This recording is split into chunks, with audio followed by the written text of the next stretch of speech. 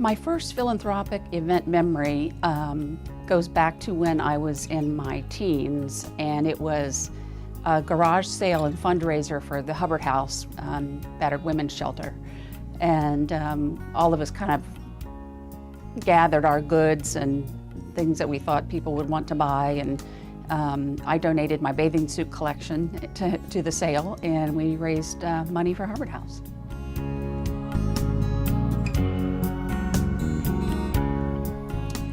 The first incident in my life that I recall that inspired me to a life of community service and volunteering is very memorable to me because it was like somebody flipped a light switch on. I read a letter to the editor by a U.S. congressman who was basically anti-women's rights. And I remember just literally a light going on and saying, you know, who is this old guy to be telling women what they can and can't do with their lives and their bodies? And that just, ever since then, I've been an advocate for women's rights and civil rights, and I guess you would say human rights.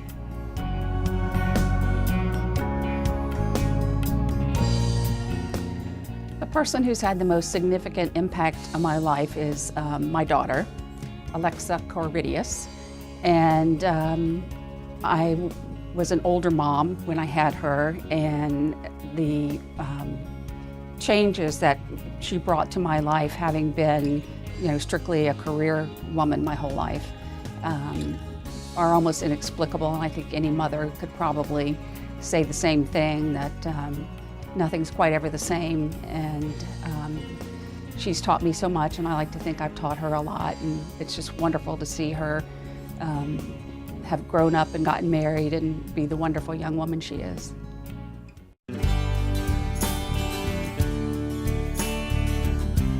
It's important for me to give back or pay it forward for a number of reasons. There's just kind of an instinct that I have when I see someone suffering or I see an injustice. This instinct just takes over. It's almost like an out-of-body experience that I have to stop and do whatever I can to help someone, whether it's just that, you know, a meal they might not have had that I can help them with, or warmer clothes or safe shelter. But again, over the years I've discovered that I get much more back than the person that I'm giving to, I think, actually receives, and it becomes almost a feel-good type of hormone, that the more you give, the more satisfaction you get from it, and it's a symbiotic relationship.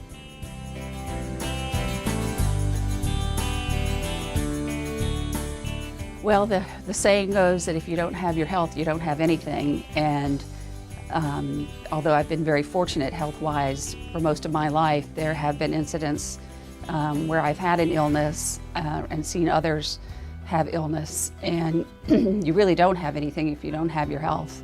And it's so critical to take care of yourself, and we're inclined to take care of others a lot, but if we don't take care of ourselves, we can't take care of others either.